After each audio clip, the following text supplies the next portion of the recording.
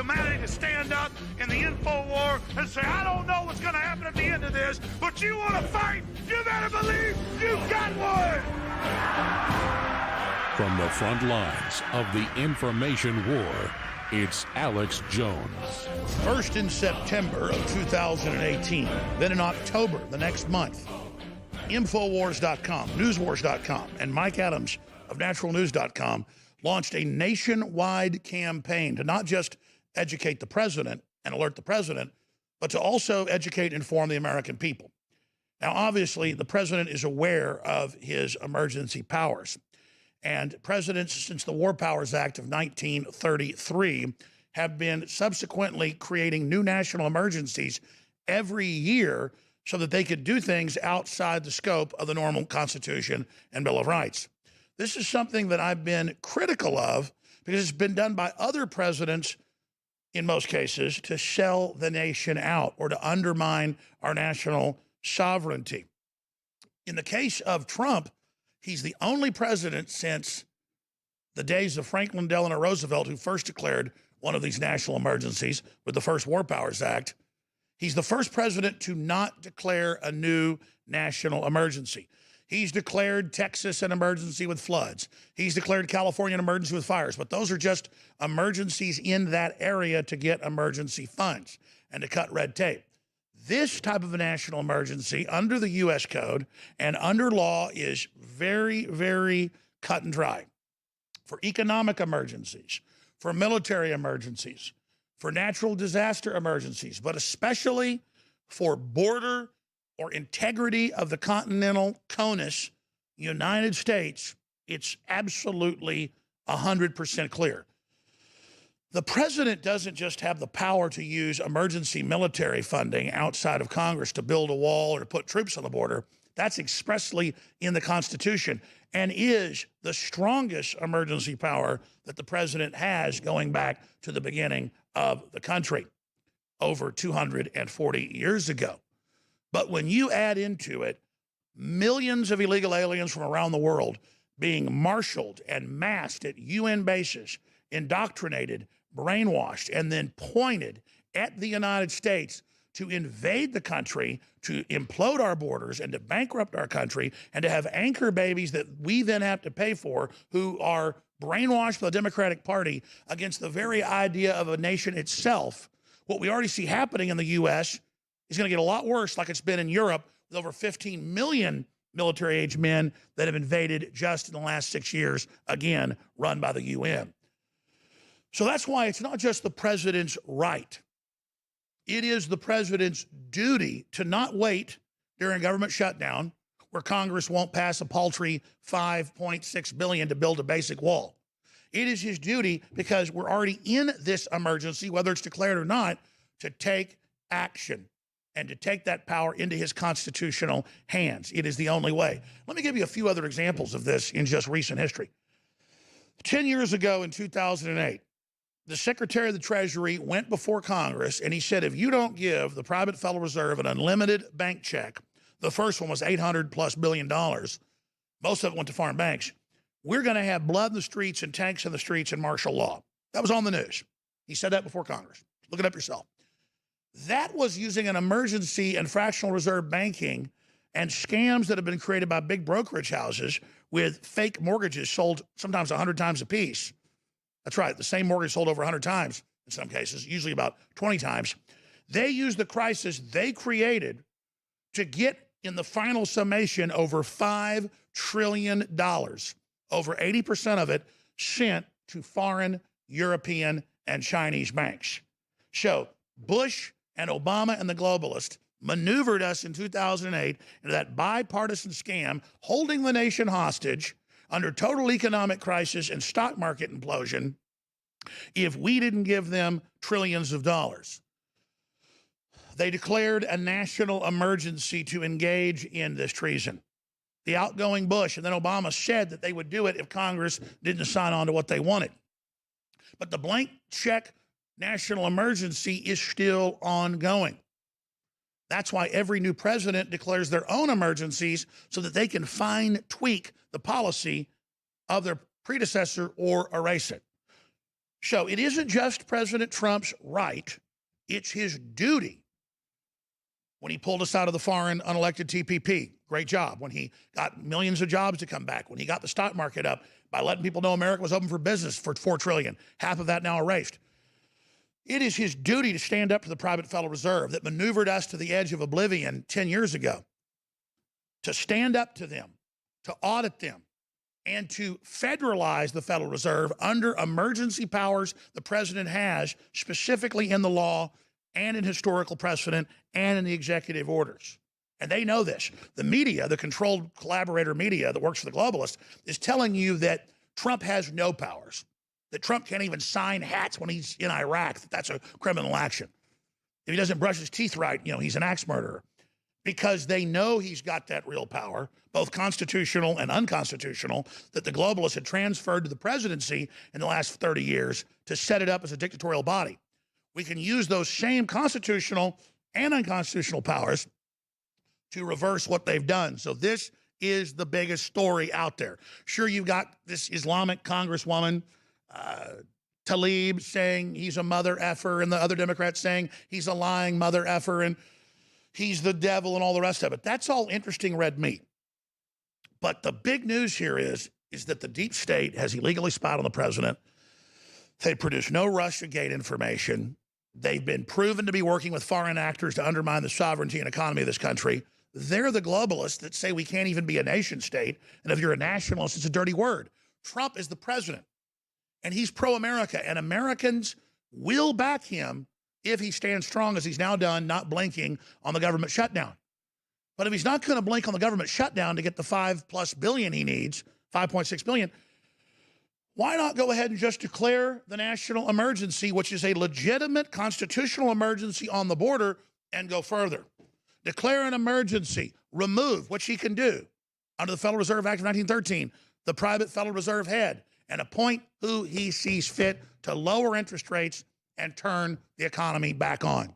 If not, they're going to push us to an artificial imploded border, an artificially imploded stock market, which will then be blamed on Trump as it is now being blamed on the president.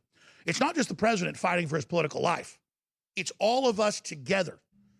Every country trying to pull out of globalism, like the UK or Italy or many others, is under open economic embargo with the very same multinational banking cartel based in China and other areas threatening total depression there if they don't submit to the unelected dictatorship of the EU and Brussels.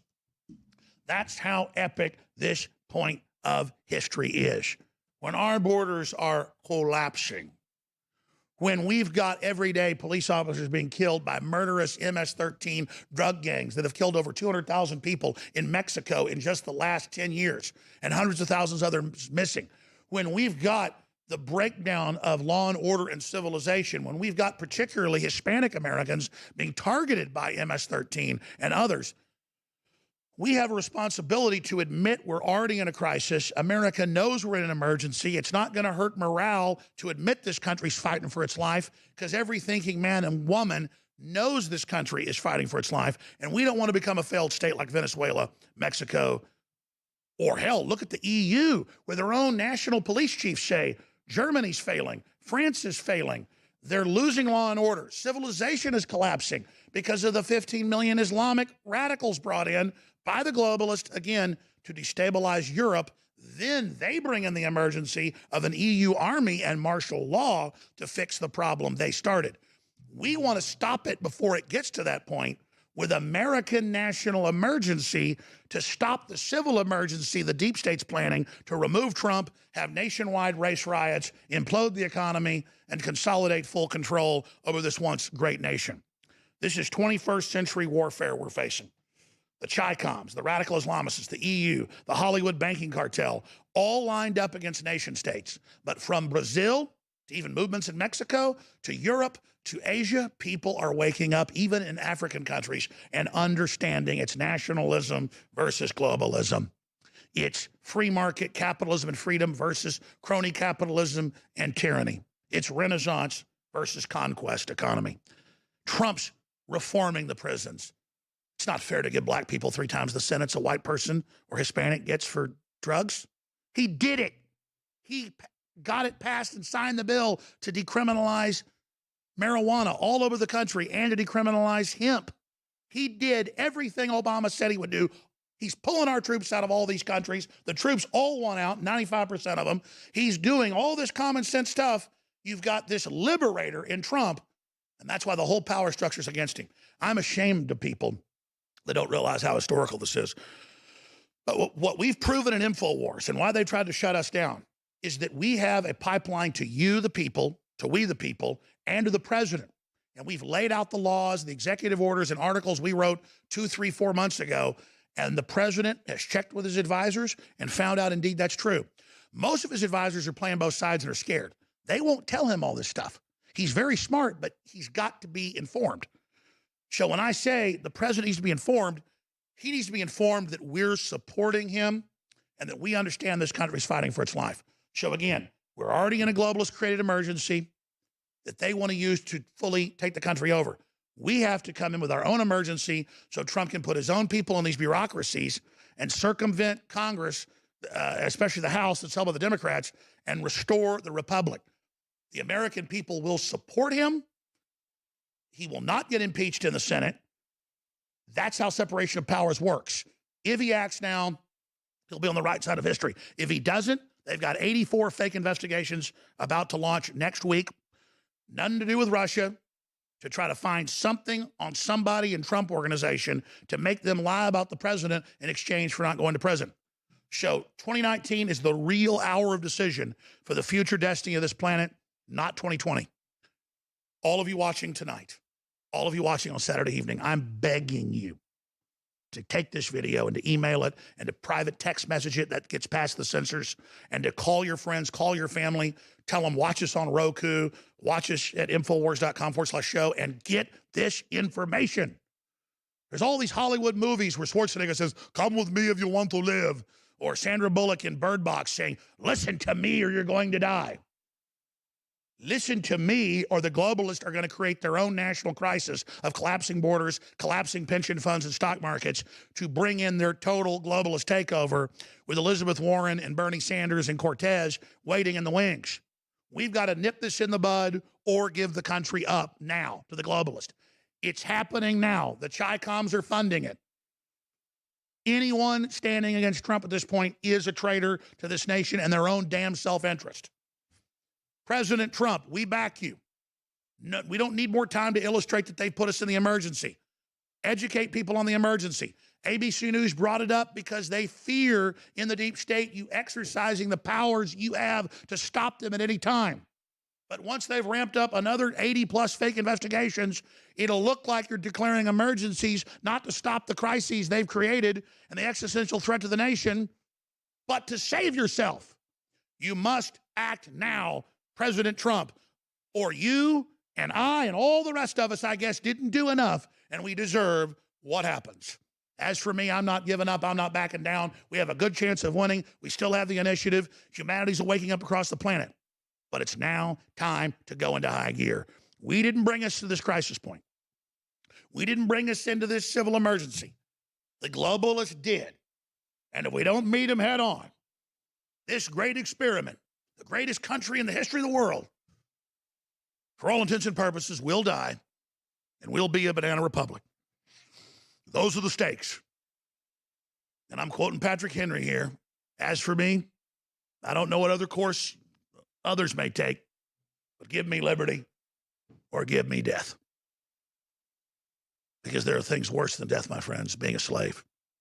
Seeing all our wealth and all we've built and all we've fought for and the justice we created being flushed down the toilet by a group of globalist criminals. Americans are smarter than this, no matter what color they are or where they came from. And we're going to beat this.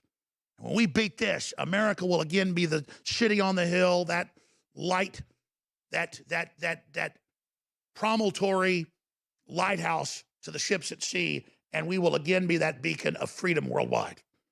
Once we've retaken America with our ideology of 1776, we will retake the world for liberty and freedom, not by military force, but by intellectual and cultural prowess. President Trump, fulfill America's destiny.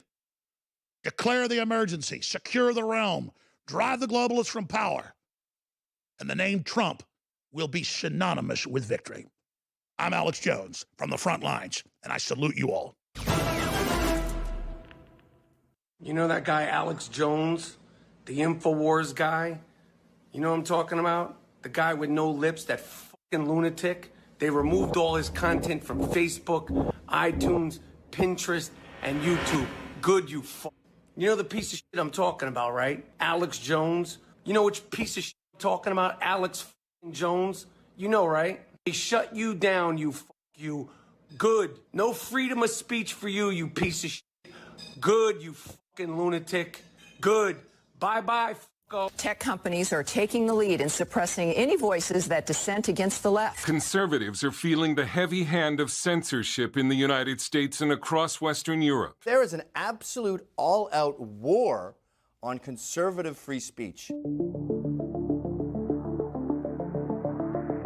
Facebook and Twitter are under fire as conservative users are speaking out about being censored on their platform. Alex Jones was banned by every major social network. In the past few days, Apple, Facebook, YouTube, Spotify, and other companies have all banned Alex Jones from using their platforms. He's been shadow banned by Google. Milo Yiannopoulos was banned by Twitter. I don't know if you know about this, but Milo Yiannopoulos, you know who he is?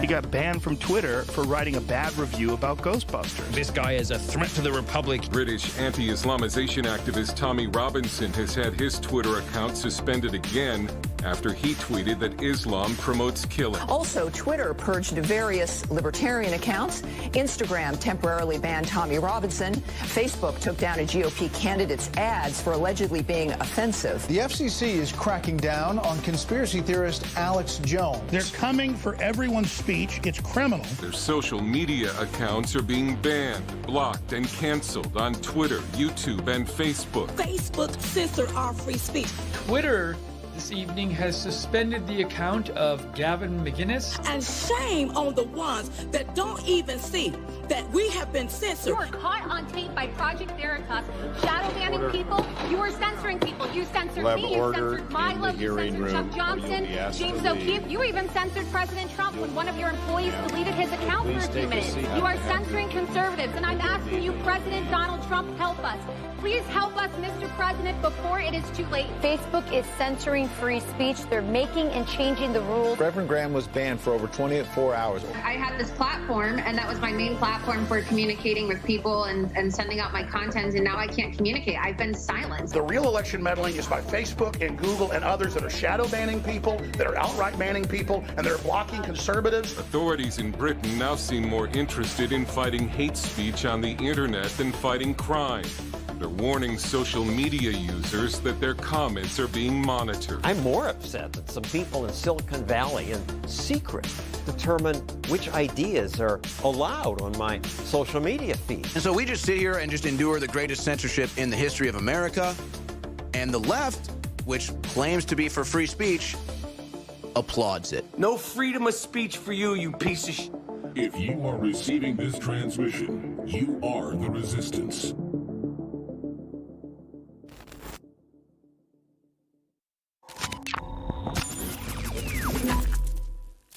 This is a solution for you and your family. This is something guaranteed, like oxygen and water, to sustain life. There are a bunch of bad halogens. There is one good halogen in the body, and it's pure atomic iodine. Most forms are bound so you don't absorb them, but even microscopic amounts of the broken down type are better than nothing because your body recognizes it and takes it on and tries to use it instead of bromine, chloride, fluorine, and the other bad ones. And there's a lot of things better than just wealth in this world. How about physical wealth? When I forget to take my iodine, I'm an idiot.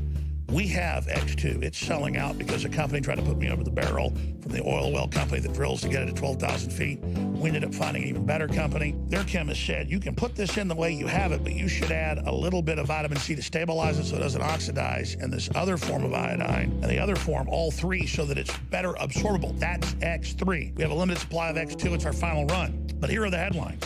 How adding iodine to salt boosted American IQ. That's Discovery Magazine, ladies and gentlemen. And then we've got the New York Times. Now, again, this is from 12 years ago. In Raising the World's IQ, the secret is salt. But it's not. It says right here, adding ionized iodine to the salt. Boosted IQ 10 to 20 points, increased fertility. They put it in the water the kids are given at school in China.